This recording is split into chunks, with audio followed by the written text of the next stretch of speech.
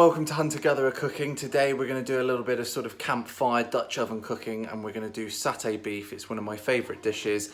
If you saw the other week, I just got a cast iron Dutch oven from Overmont. It works really well, so I wanted to try it again today, but we're going to use a sort of all-in-one method, just using the Big K briquettes today. This is why I love using sort of Dutch ovens and one pots, because you can just chuck it all in. So I'll put all of the ingredients in the comments below in case you want to do this, but basically there was a couple of red onions, one white onion, we've got 3 cloves of ginger there, we've got a tablespoon of brown sugar, salt, pepper, underneath there's some crushed chilies, and believe it or not, I actually use this crystallized ginger. We don't often have fresh ginger in, or we forget, so we've always got some crystallized ginger in, and it works just fine. At the back we've got the long sweet red peppers. I chop them sort of streaky, if that makes sense. They just stay together well. And then I like to put one of the wet beef stock pots in, and then one of the dry ones as well. Then we're going to add some peanut butter. I normally put about half a jar in.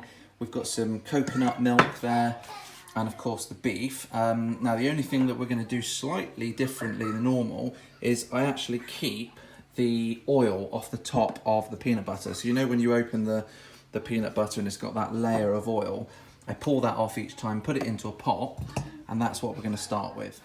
So the first thing we're going to do is put these charcoal briquettes into the pit.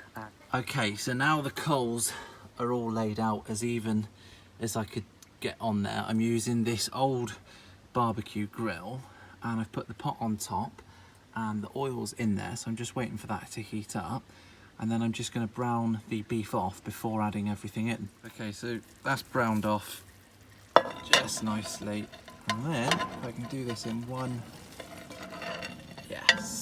move, that goes in. So that's the peanut butter gone in. And now coconut milk, and then you're going to want to make this have loads of liquid, so that's just the beef stock gone in now.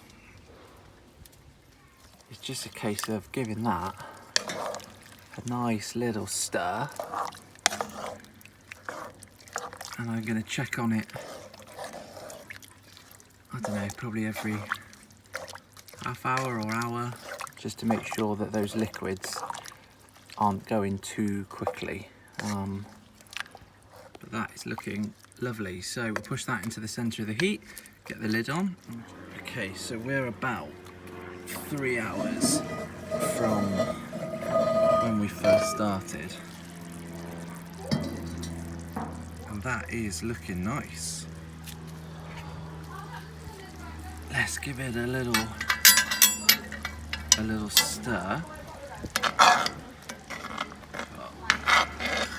It smells amazing, and this is why I leave the peppers streaky, so the skins actually sort of stay whole like that. It just gives it a little bit of colour, really.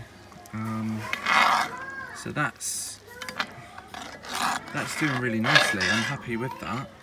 I'm going to leave it for a little bit longer, and again just let that sort of reduce down a little bit, but yeah, I'm really happy with that. That's looking really nice. So lid back on, and we're actually going to go probably for another sort of 2 or 3 hours actually. We are 6 hours later, and these coals are still piping hot.